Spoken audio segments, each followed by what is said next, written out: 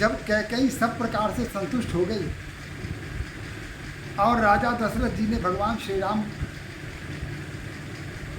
की शपथ लेकर कहा कि आप जो कुछ भी मांगोगी, आपकी जो भी इच्छा होगी, जो मनोकामना होगी, चाहे वह कार्य कितना भी दुरूह हो, कितना भी कठिन हो, कितना भी असंभव हो, मैं उसे अवश्य पूरा करूँगा।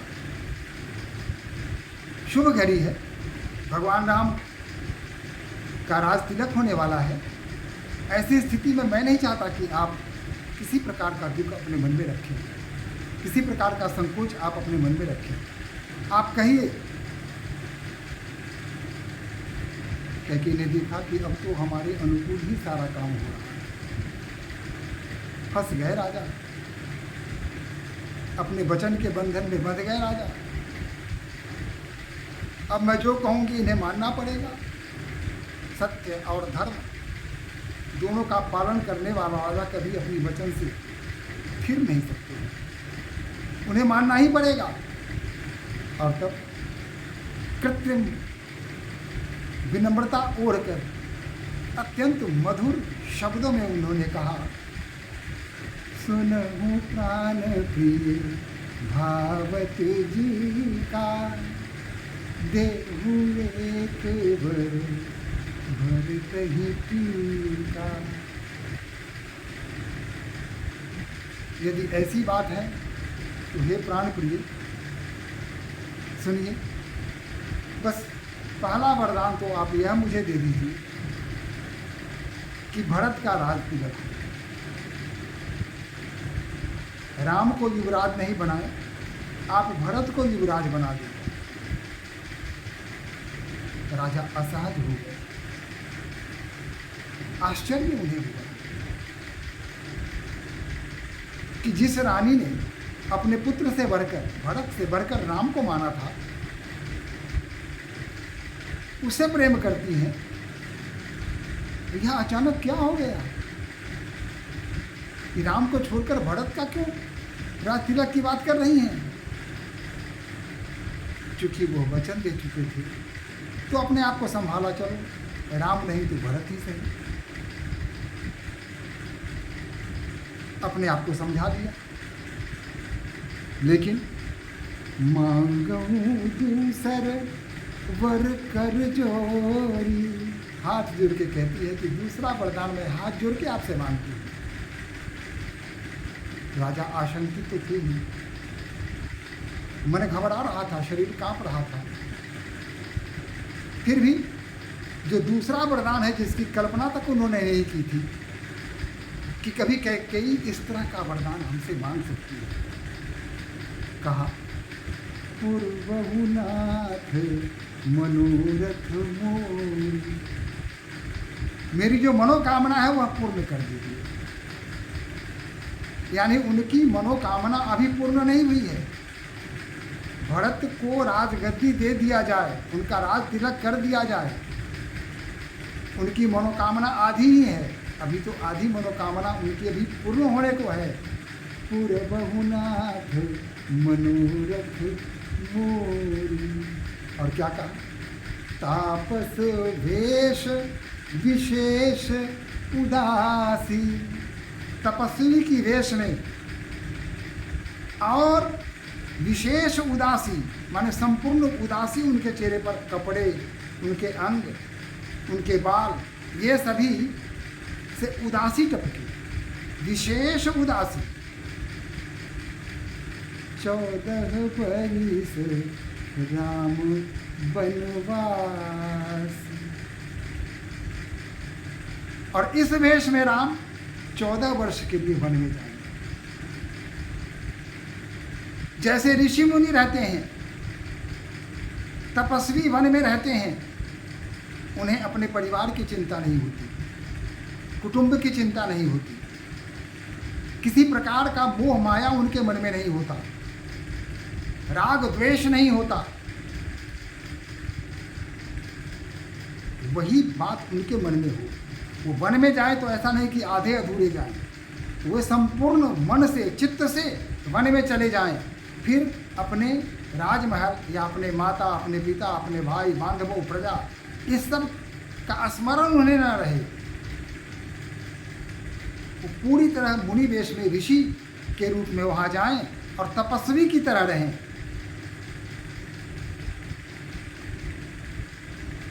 सुनि मृदु बचन भूप ही ये शोक। यह सुनते ही राजा दशरथ के हृदय में शोक समा जाता है। शशि कर छुअत विकल जिनको, जिस प्रकार चंद्रमा की किरण अचानक चकेवा को स्पर्श करता है और जो चकेवा की स्थिति होती है, वही स्थिति इस समय राजा दशरथ की हो रही है। गरजू सहम नहीं कछु कही आवा, सहम गए। जन सचान बन झपटे उलावा, कुछ बोलते नहीं बना। ऐसा लगा कि बाज ने अचानक झपट्टा मार के किसी पंडुक को पकड़ लिया। विवरण भयगु निपट नरपाला, दामिनी हनगु मनहु तरु तालु। जैसे तार के पेड़ पर वज्रपात हो जाता है और तार का पेड़ नंग धनंग हो जाता है, हर प्रकार से कुरूप हो जाता है, उदासीन हो जाता है, उदासी चारों तरफ से दिखती है, उसी प्रकार राजा दशरथ का पूरा शरीर हो जाता है। माथे हाथ मुड़ी जोड़ी लोचन, माथे पर हाथ रख लिया और अपनी आंखें बंद कर ली। तनु धरि सोच लागू जन सोचन, ऐसा लगा जैसे सोचने ही राजा का शरीर धारण करके सोचना प्रारंभ कर दिया। मोर मनोरथ सुर तरि फूला, हरण किरण जिनी हत्यु समूला। मेरी जो मनोरथ थी,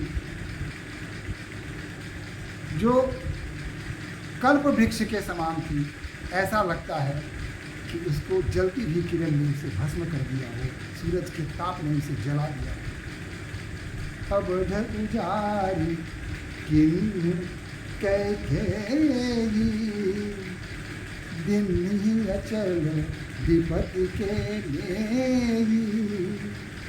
आखिर अवध को उजाड़ कर कैकेयी को क्या मिलेगा? ये अचल विपत्ति हमें क्यों प्रदान करना चाहती है?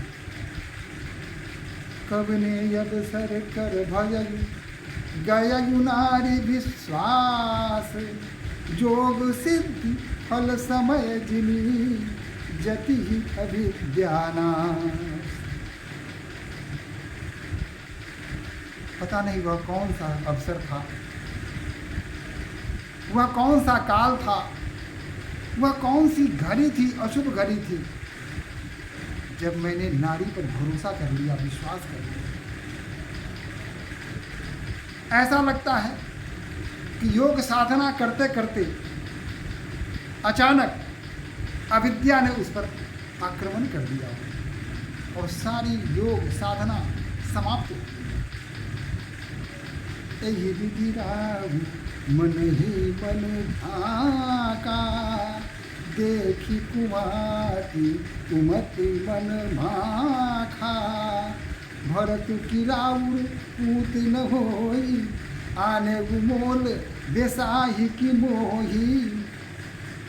जब राजा को चुप देखा,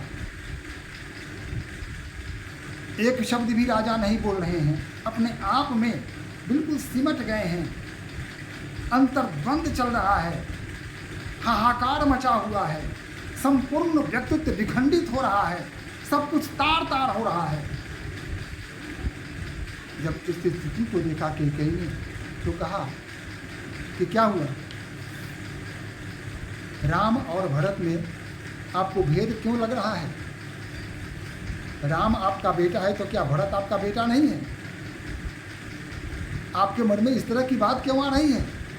क्या आपने मुझे पैसे देकर खरीद के लाया था कि मैं भी ब्याह कर आई हूँ? सिर्फ कौशल्या ही आई है। देन कहेऊ अध जनिवर देहू। अरे अगर आप वर दे देना नहीं चाहता तो मत दीजिए, वर मत दीजिए। तजहु सत्य जग अपसल अपयसु लेहू। सत्य का त्याग कर दीजिए और संसार में अपयश का भागीदार बनिए।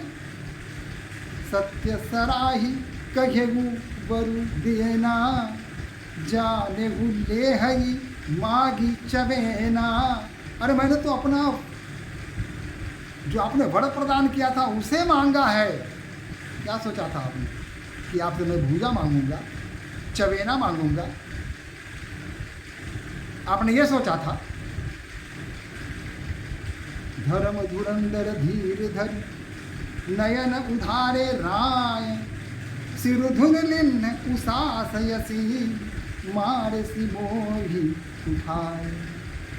धर्म धुरंधर, उन्होंने मन में धीर धरा, अपने आप को समझाया और फिर धीरे धीरे अपनी आंखें खोली और उन्होंने ऐसा लगा, और जब देखा तो लगा कि जैसे क्रोध रूपी नंगी तलवार बन के कैकेयी सामने खड़ी। उस समय कैकेयी का जो रूप था वो क्रोध से बिल्कुल लाल हो गई थी, थरथरा रही थी, नंगी तलवार की तरह थी। आगे दिल जरत रिस भारी, मनहु रोष तरवारी उघारी। रोष की तलवार की तरह कैकेयी सामने एकदम तलवार की तरह खड़ी है, जैसे कुबुद्धि की मूठ हो और निठुरता की उसमें धार चढ़ी हुई है और कुबरी ने उसमें सान चढ़ा दिया। ऐसी तलवार लेकर के सामने खड़ी हैं। लकी महीप कराल कठोरा। जब नंगी तलवार और कठोरता को सामने देखा, नंगी तलवार जैसी कैकेयी को सामने बिल्कुल विकराल रूप में देखा। सत्य की जीवहु ले हई मोरा। लगता है कि सचमुच यह मेरा जीवन देने वाली है क्या? क्या मेरी मृत्यु का वरण करने वाली है क्या?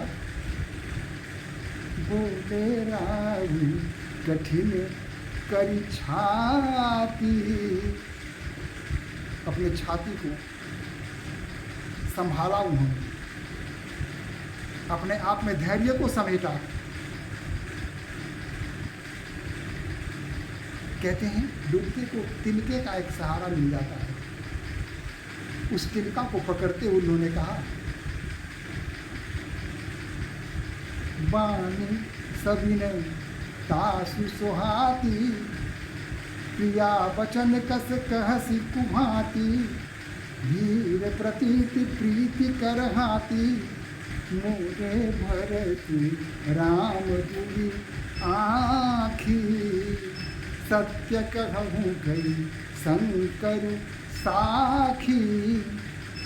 प्रिय, मेरे लिए तो राम और भरत मेरी दोनों आँखें हैं। मैं इसमें कहीं से भी असत्य नहीं कह रहा हूँ, बिल्कुल सत्य कह रहा हूँ। भगवान शंकर के सौगंध के साथ मैं कह रहा हूँ कि मैं जो कुछ कह रहा हूँ सत्य कह रहा हूँ।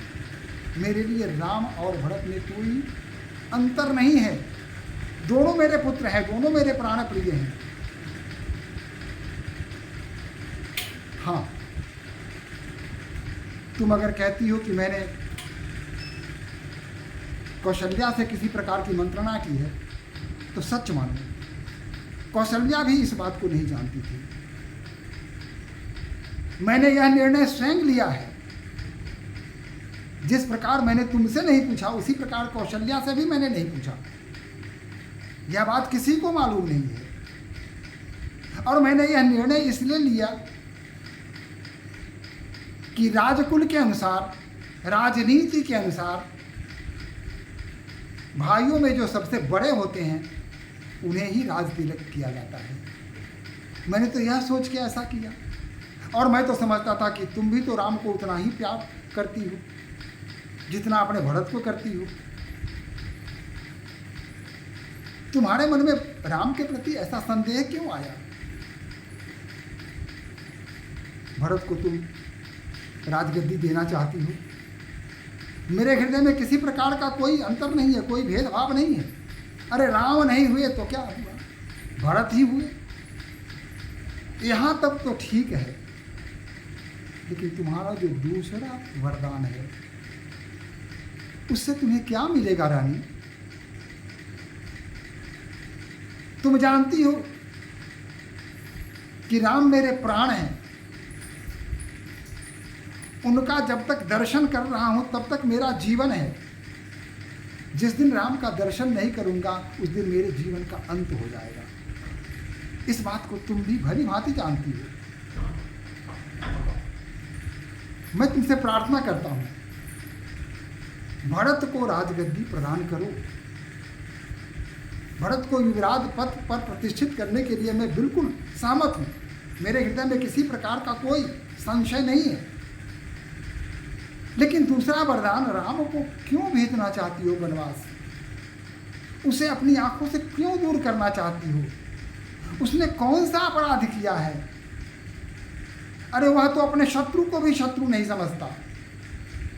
वह अपनी माता से भी अधिक प्रेम तुमसे करता है। फिर भी तुम ऐसा निर्णय तुमने लिया कैसे? मुझे आश्चर्य होता है। तुम जो कहती थी कि राम मेरा सबसे प्रिय है, मुझे तो लगता है कि वह बात, उस बात में कहीं भी कोई सत्यता नहीं है। तो तुम मिथ्या कहती थी। तुम्हारा जो प्रेम था वह प्रेम नहीं था, वह प्रपंच था क्या? भरत को राजगद्दी दो रानी। मैं तुमसे बार बार प्रार्थना करता हूं, भरत को राजगद्दी दो और राम को भी रहने दो।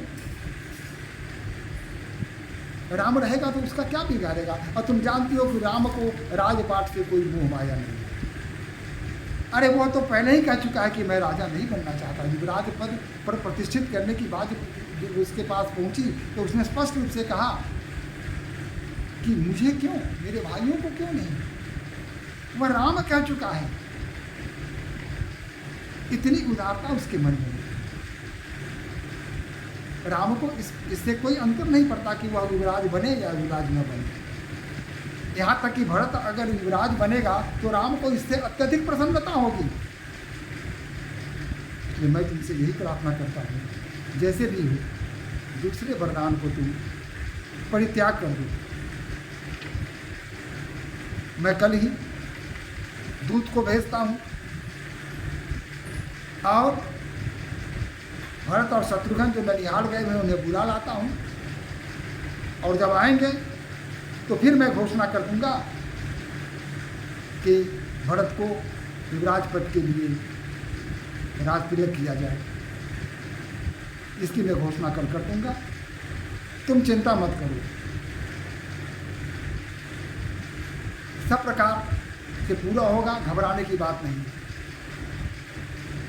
रानी और भी गुस्से में आ गई। राम की प्रशंसा ने मानो आग में घी डालने का काम किया और क्रोधित हो गई। कहा कि सीधी बात कीजिए, मुझे मालूम है कि कौशल्या कितनी सीधी है, मुझे यह भी मालूम है कि आप कितने सीधे हैं। मुझे समझाने की आवश्यकता नहीं है। या तो वरदान दीजिए और नहीं तो इनकार कर दीजिए। मैं कहाँ कह रही, जबरदस्ती कर रही हूँ क्या? जबरन मैं आप पर थोप तो नहीं रही हूँ। अरे आप चाहें तो वरदान दें, आप चाहें तो वरदान ना दें।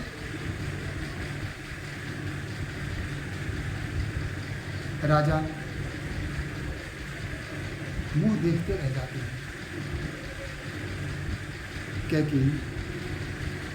कैकेयी